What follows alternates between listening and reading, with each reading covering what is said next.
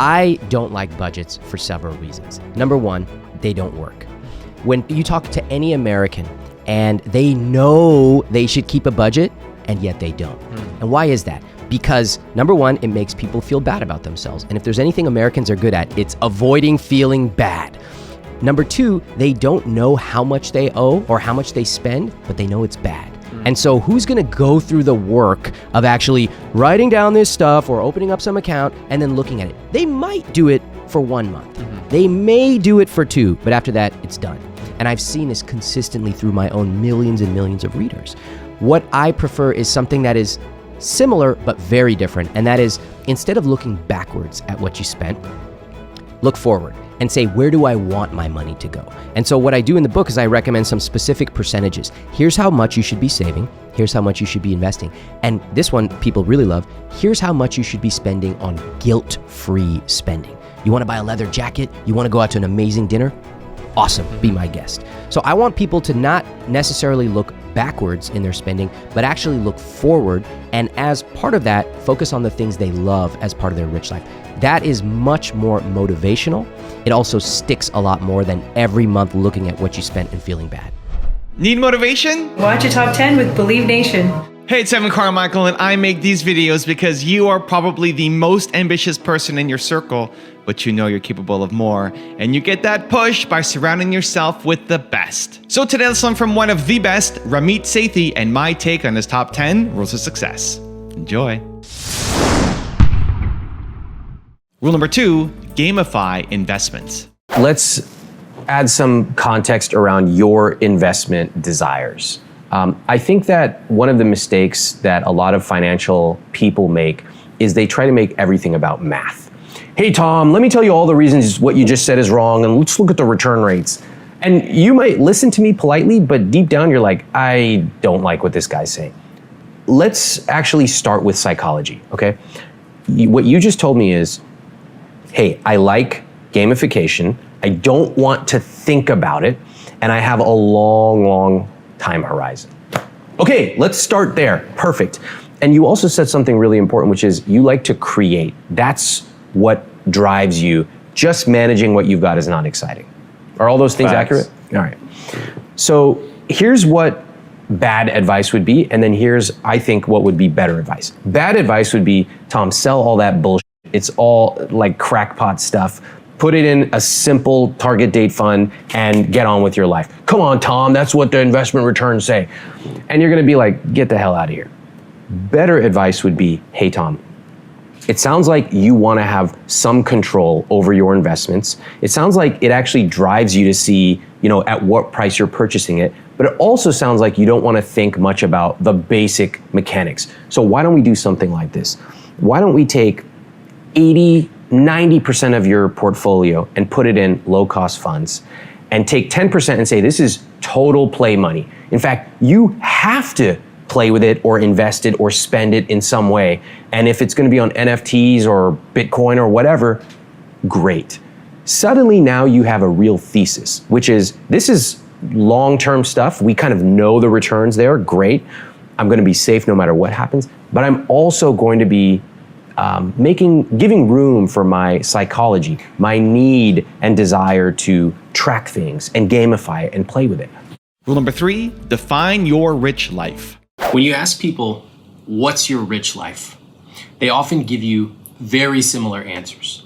I want to do what I want, when I want. Okay, that sounds pretty good. What do you want? And then people get very quiet. It's something we haven't really deeply thought about. Another common answer people give is, I want to travel. I think that's awesome. Where do you want to go? Somewhere in Europe. I want to know the details of your rich life. I want to know where you want to go, when, what airline seat you want to fly in, who you want to take with you, even where you want to eat. The details are what makes a rich life rich. I want to give you a couple of examples of how unique and personal a rich life can be to you. One of my readers told me that his goal was to retire in his 30s with his wife and to travel around the US in an RV. Now, That's not my rich life. I don't want to go anywhere near an RV. But I love and I admire that they designed their own rich life for themselves. My rich life's very different. When my wife and I decided that we wanted to travel more, we thought about what would make it magical. So for example, for our honeymoon, we went on a very long, extended honeymoon across the world. Started in Italy, brought our parents with us because that was a special thing for us. And then after Italy, our parents left, we continued on to Kenya on safari, India, and Thailand. At each place, making it our own. Staying in beautiful hotels because I love hotels. Also eating at local people's houses, going on food tours, things that made it unique and special for us. I share this with you because I want you to know that your rich life is yours. Your rich life could be picking up your son from school every day at 3 p.m. It could be buying a $1,000 cashmere sweater, or it can be traveling for 3 months a year. There's no judgment here. Your rich life is yours. What I want to do is inspire you to think about the vivid details of your rich life and then to craft it, to design it, to make it yours so that your rich life fits you almost like a handmade glove. Rule number 4, dream big. Many people, especially in America, are buying things that if you probed them why they're getting it, it boils down to, I want to feel good for a couple of hours. Yeah. I want to spend money I don't have to buy things I don't need to impress people I don't even know. Yeah. On the other hand, though, it's perfectly okay if you say to yourself, you know what? I really want that. Yes, get it. Let me show you how to even dream bigger. So I think for this person, what I'm willing to bet is that they are playing whack-a-mole with their money. So they wake up, they start the month, ooh, I'm motivated, I need to save some money, I really should do that.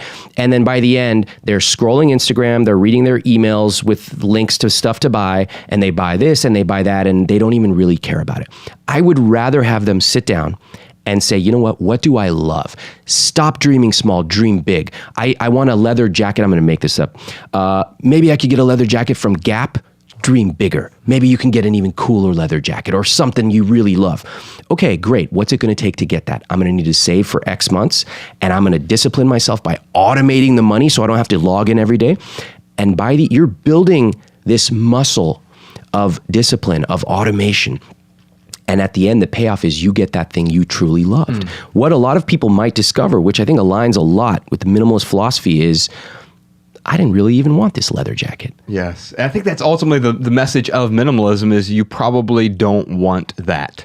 And my message is maybe you did. And if you did, awesome. Now you know the work that it takes to get there, and now you can plan for something even bigger next time. Also, to make sure you're actually taking action after watching this video, I've designed a special free worksheet just for this video. The worksheet will highlight all of the lessons learned in this video, as well as pull out our 3 favorite learnings and quotes that will inspire you to actually do something. The worksheet will also give you space to write down what your key takeaways are and your specific plan of action to make sure you're getting results. If you want the worksheet designed specifically for this video, absolutely for free, there's a link in the description below. Go click on it and start building the momentum in your life and your business. I'll see you there. Rule number 5, use your money. What do you love spending money on? I don't mean like, I mean love. You and I intuitively have something in our lives that when we spend money on it, it excites us, makes us happy. And if I asked you, what would you like to spend even more money on? You know it. Think about it. There are some common categories that fall under what I call money dials. And I call money dials because you can turn that dial up and you might even be excited to spend more on it. Let me give you a few categories. Some of these categories could be eating out. That's one of the most common ones. Health and fitness, travel, convenience, and a variety of other categories. So take a second right now. Think about what you would love to spend more money on. Okay, got it? Now I'm going to ask you a few guided questions. I'd like for you to follow along. What if you could spend 2 2 times the amount of money you currently spend, what would that look and feel like to you? Okay, for example, if you eat out every so often, what would it look like and feel like to double your spending on it? Well, for most of us, the answer is not much. So I'm going to push you a little bit.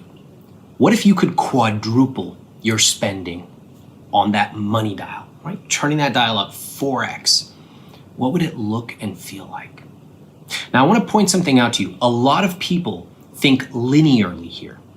You know, for example, I remember asking this question on book tour when I was in Washington, D.C., and somebody's money dial was eating out. And when I asked him, what would it look like if you could quadruple your spending? His answer was, well, I'd probably have to go on a diet because I'd be eating out 4 times a week. Ha ha ha. It's one of those ha ha ha jokes because deep down, everybody knows we're thinking linearly.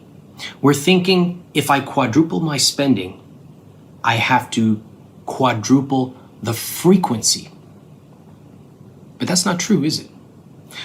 In the DC example's case, I asked him, what if you 10x'd your spending? What would you do then?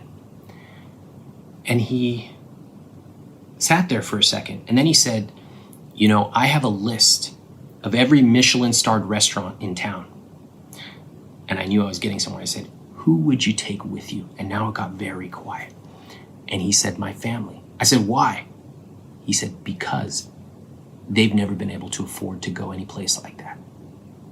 This is an example of a money dial. When you quadruple your spending, or the next question, what if you 10x'd your spending? It doesn't necessarily mean that you would 10x the frequency. Yeah, sure, if you want to eat out double, fine. If you want to buy 2 times the amount of clothes, great. But think about all the different dynamics. Think multidimensionally. For example, if you like clothes, you might not just shop at the same place. You might actually level up. You might buy higher quality. In fact, if you truly 10x, if you turn that money dial all the way, you might take your mom and you might fly to Italy and get something custom made for both of you. What a magical experience. If you love health and fitness, you might not just work out twice a week. You might actually get a personal trainer or even fly to India for a 1-week yoga retreat. Now, I know that these questions can sound unusual because for most of us, we've never thought about spending more on the things we love. We've only been told you have to spend less. But if you don't have a reason to earn and save and invest money, then it's no surprise that you're not motivated to do it. In many ways, money can buy you happiness. It can buy you convenience. It can buy you memories. It can buy you experiences.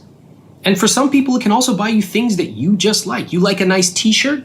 Fine. Money can solve that for you.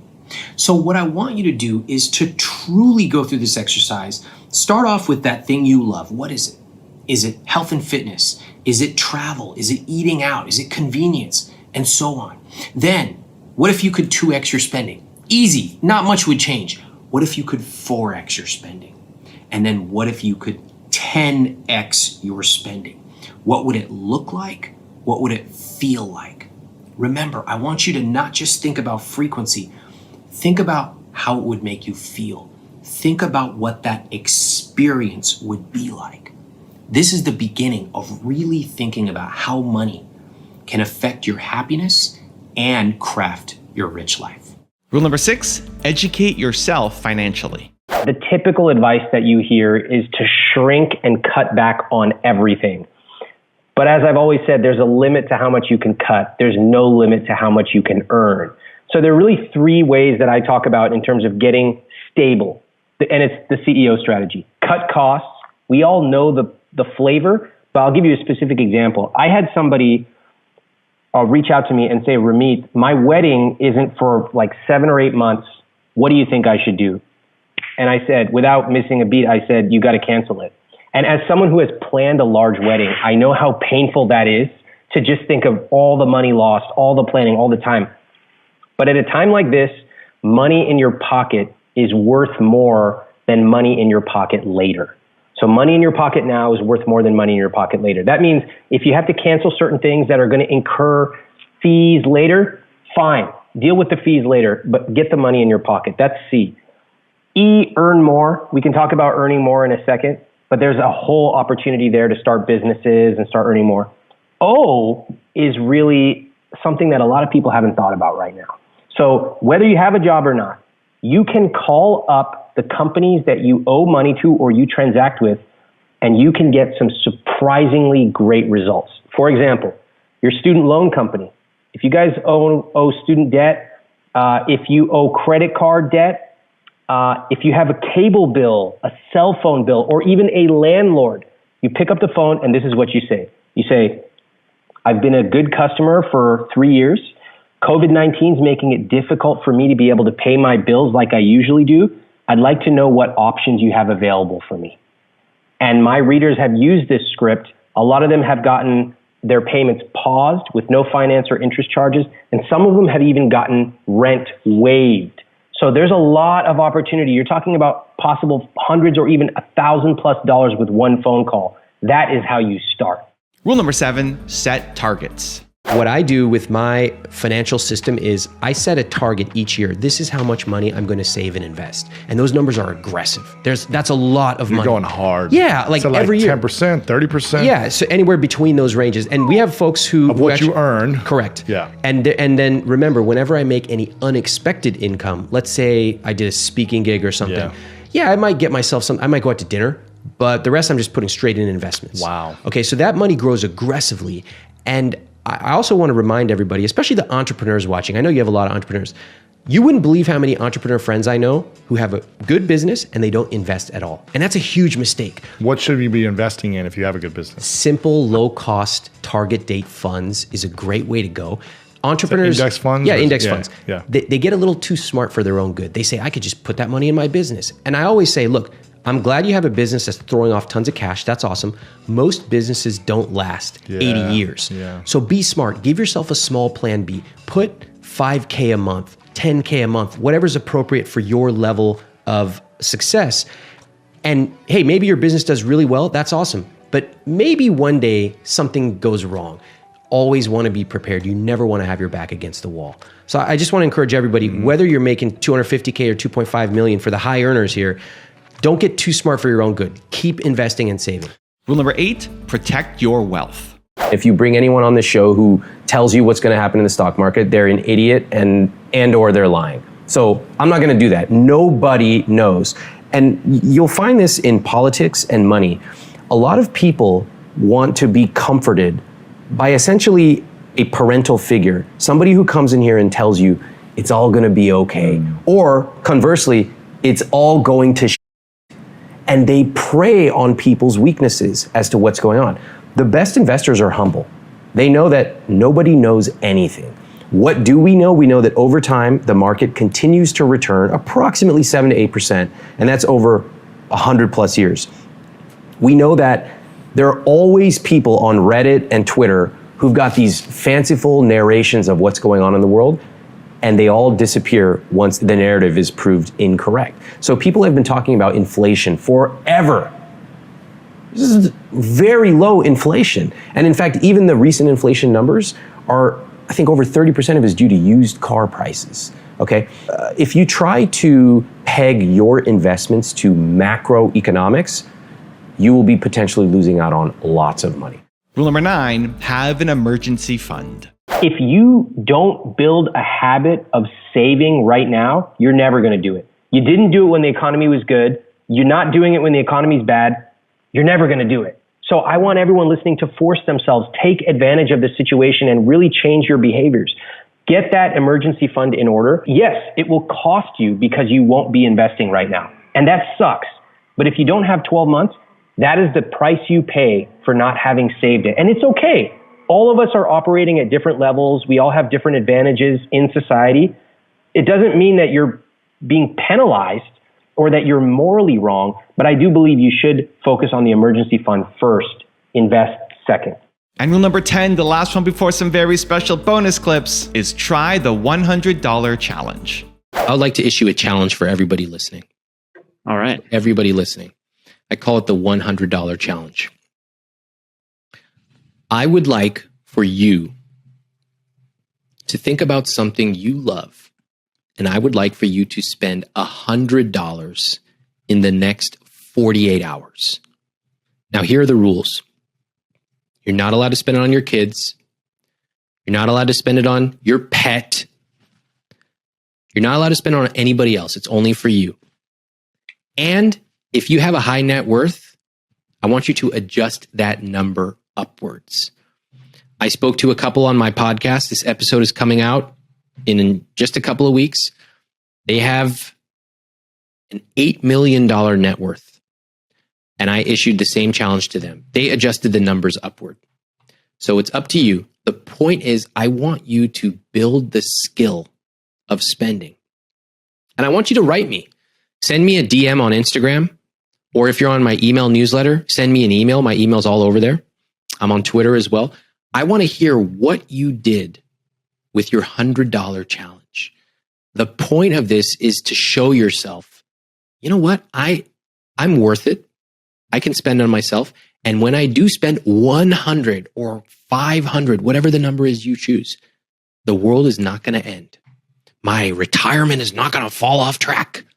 I can do it, and I can experience satisfaction, happiness, convenience. $100, that's what I would like to issue that challenge to everybody listening. How does one become rich in an environment where there's 2% treasury rates and unemployment is high, it's difficult to get a job for a young person? How do you do that? I think there's a few ways of looking at it. And the first thing I would consider, especially based on psychology, is to focus on the big wins, right? So the latte example is bad advice because one, it doesn't work, and two, it's minutia. Saving $2 or $3 a day doesn't really do anything in the grand scheme of things, and it makes us feel guilty, right? Instead, if we get these 5 or 10 big wins right, we never have to worry about lattes or the size of our Diet Coke ever again. For example, starting to invest early, getting your asset allocation right, not buying real estate simply because you think it's the best investment, like so many people believe. If you get these 5 or 10 big wins right, negotiating your salary, etc., you never have to worry about the little things. In college, you get interested in finance. How did you start getting that interest? Another accident, which was I took that first scholarship I got and I invested it in the stock market. So they had written the check to me. This is 1999, 2000. I take that money. I think I know what investing is, which I don't. And I lose half of that immediately. That's not a good thing to do with your college scholarship money. So I was like, oh man. And I started studying personal finance. Now, finance and personal finance, very different things. If we look outside the street, we see investment bankers. They have nothing to do with money that you and I operate with on a daily basis. So I started reading, and I saw all these experts saying these old chestnuts we've heard over and over. Keep a budget, don't spend money on lattes, never go on never do anything with your money. Just sit at home like a hermit. Yeah. And at the same time, I was studying human psychology, I was studying persuasion, I was studying all these facets of human behavior at Stanford. And I just realized, like that book, The Emperor Has No Clothes, I realized that all this expert advice didn't actually work. So when people say keep a budget, great in theory, nobody keeps a budget. When people say don't spend money on lattes, great in theory, nobody listens to it. In fact, I don't even want to listen to it. Like I go out, I want to buy a round of drinks for my friends. I want to be able to go in a taxi if it's really hot outside, or whatever the case may be. Yeah. And the experts spent the last 50 years telling us all the things we can't do with our money. And so I started developing a philosophy of what you can do and living a rich life. And that doesn't mean putting it all in a savings account and just counting your pennies every day. I think it actually means living life. So we grow up with these things I call invisible scripts. And these are the scripts that are beliefs that are so powerful, we don't even realize that they're around us. That's why they're invisible. So a classic one in America is the American dream is buying a house. Where did that come from? And in fact, there's all these phrases that people use like, you're throwing money away on rent. They don't make more land, and on and on and on. If you really deconstruct that and you actually run the numbers, you might discover that actually buying a house is often not the best investment. And this is super counterintuitive. People get really mad because real estate is religion in America. But if you actually dive in deep, you might discover, wow, there's a lot of parties who want me to spend a ton of money. That's why, for example, I could buy today, but I rent. And when people hear that, they're like, wait, I thought I will teach you to be rich, guys, rich, so why is he renting? They get very confused because real estate is religion. You know, another thing that is really common today for people is there's no way to get ahead, right? Especially for young people. Social Security won't be around, et cetera, et cetera. And I just don't believe in that. I think if you go onto Reddit or you go onto these places where it's a lot of people who are disaffected young people, they create an echo chamber of other people who want to victimize themselves, then you have a choice. Do you want to be reading those threads? Or, like I was reading the comments on your YouTube videos. I was like, these are the best YouTube comments I've ever seen. People are positive, constructive. They're pointing out things they saw in the 32nd minute of the video, meaning they actually watched the whole thing. Those are the kind of people that I want people to be around. So it's not impossible to make money. There's actually a lot of people making money. It's not impossible to get ahead, pay off debt, even invest and grow. There's a lot of people doing it. But if you're surrounded by people who constantly complain about how difficult it is and it's impossible, guess what? You're going to absorb those invisible scripts. You will notice that a lot of these online entrepreneurs, what do they tend to brag about? Have you noticed? Number one, how much money they make. Yes. Number How two, many subscribers? How many subscribers? And number three, how big their team is. Have you ever noticed that? And also number four, how little they work. Oh, I make $1 million. I only work 2 days a year. Yeah, give me a break. Go F yourself. So you'll notice that we don't brag about how much money we make. We've mentioned a couple of times some remarkable results that we've generated, but we don't go around bragging about how much money we make. We don't brag about how many people we have. We don't brag about how little we work. I work a lot, and so does our team, and we love it. I would rather spend our time bragging about our students' results. And that's why you see us putting them front and center. We put their photos, we put their full links to their websites, we fly them into New York and do full case studies with them. Very expensive, but it's the right thing to do. I'd rather talk about how we took ordinary people, like the people watching, and help them build massively successful businesses, or learn how to cook, or lose weight, whatever. I'd rather talk about that than, oh, look how many people I have, and look at our budgets, and da-da-da-da. Sometimes I learned that people just aren't ready to buy, and that's just the way it goes. Like we had people that have been on our list for 6 years. They've seen some of these products be launched like 7, 14 times, and then one day they'll just buy randomly. And I see it come across my dashboard. I'm like, what is this? So I'll email them. Hey, notice you've joined finally after 7 years. What's up? And they'll tell us the most interesting things. They'll be like, oh, well, I tried to do it on my own. It didn't work, so I'm finally ready. Or, oh, I paid off my debt, or just because. And so my key lesson from that was just to be patient. If you've put the right process into place, if you've selected the right customers, if you've built the best products, you have the best marketing, our philosophy is it's just a matter of time. Really fast define a rich life for people, because I think that's going to be a key component to this whole discussion. Well, it's different for everyone. My rich life early on was to be able to go to a restaurant and order appetizers, because I never did it when I was a kid. Like ever. We would go and we'd eat out once every 4 to 6 weeks if we had a coupon, and we would like share 2 Cokes with the whole family, and we would never order appetizers. So I was like, I'm gonna do it. And then the next dream for me was to be able to hop in a taxi if I lived in New York during the summer without having to take the train and sweat before a meeting. Now my dreams got bigger, and there's a variety of things that are my rich life, but everybody's is different. So some people, I have people in my book, they're like, I use your book, my wife and I retired at 35 and 36, we drive around in an RV. I don't want to drive around in an RV. But he and his wife do, and I love that. So a rich life is what you define, and when I ask people what's a rich life to you, they usually say 2 things. Freedom, which is a very nice word, but it's kind of generic, and they say a number, usually $1 million.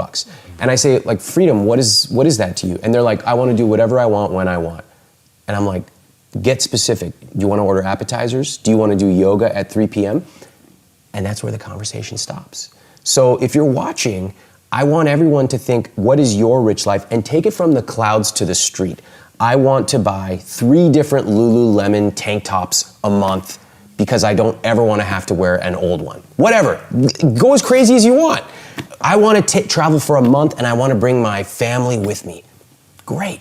A rich life is different for everyone, but is about your definition. I liken my journey with money to the journey that I took with fitness. About 10 years ago, I decided to get more fit, and I started with a very simple reason, which was pure vanity. I was like, I want to look like that. And I think vanity can be a good reason to get started with something. But I think if any of us have done something that we got good at, whether it be an instrument or programming or a different language, you might start for one reason. What I found is that I ended up falling in love with the craft and the discipline to go every single day. And to know that, yeah, you might look a certain way, but that's actually a byproduct of all the work that you've put in every single day and perfecting that craft. Same with money. Whereas I used to go after money, now I realize that money's the byproduct of doing all the right things. And I actually remember this as recently as 6 months ago. We're on our honeymoon, and I love hotels. I keep a list of hotels that I want to go to, and like, I love them. And I remember we were staying at the last place on our honeymoon, and we were already happy because we're on our honeymoon and just having the time of our lives. But I remember being even more happy because I was at this dream hotel that I'd been wanting to stay at for years. And I was trying to figure out, why am I so happy, even happier than the baseline? And what I realized was being able to be there with my wife, but also be able to be there and not have to worry about, can we afford this? Or can we order room service? That meant that I had done all the right things for years. I'd showed up at work. I got a team, which is an amazingly talented team. We made the right decisions. We recovered when we made the wrong ones. And now this is the payoff. This is one of the rewards of our rich life. You're the CEO of your business. You decide. If you want to run a McDonald's type of business, awesome. McDonald's is an amazing company. If you want to run a Louis Vuitton style type of business where you're focusing on select customers, you can do that as well. Don't ever let anyone pressure you into one decision. You are the CEO and you decide. What about online launch, your first launch, or your first product maybe? What do you see, what are some big red flags people need to look out for? One is discounting. So if you truly built a product that's amazing, why on earth would you discount it 50%? It makes no sense. Wow. Second, people trying to create their first product that's $1,000 or $2,000, big mistake. We recommend our zero to launch students start at a $50 product. Why? Because you learn certain things at $50, at $500, at $1,000. You learn certain things about what needs to happen in a launch, what kind of pricing psychology you're going to encounter, what type of customers are you going to get. You will learn that at 50, but it's different at 500. And so we want our students to go methodically up the value chain. That's how we went from a $4.95 product to like $12,000. Yeah. We didn't just jump from A to Z. In my own life, there are several things I just don't care about. Don't have a TV. I use a MacBook Air that's 7 years old. I know, like, I should probably work off a dual monitor setup, but I just don't care. And I've lived in the same apartment for 10 years and I've rented, and I know the society tells you that renting is throwing money away. That's not true. These are things that I just don't care about. But on the other hand, convenience, I'll spend essentially anything. Hotels, I will spend essentially anything. And there's a few other examples. My wife and I together, we're coming up with our own money dials. Relationships is a big one for us. So I would encourage everyone to really take this concept and think about it. And don't stay at the surface level. If it's fitness like yours, great. Really think about what that looks like. Another woman in DC, she was into fitness too. And I said, what would your life look like if you quadrupled it? She's like, I would be shredded. I was like, love it. Think big. Don't talk yourself out of it. So that is what I've learned about money dials.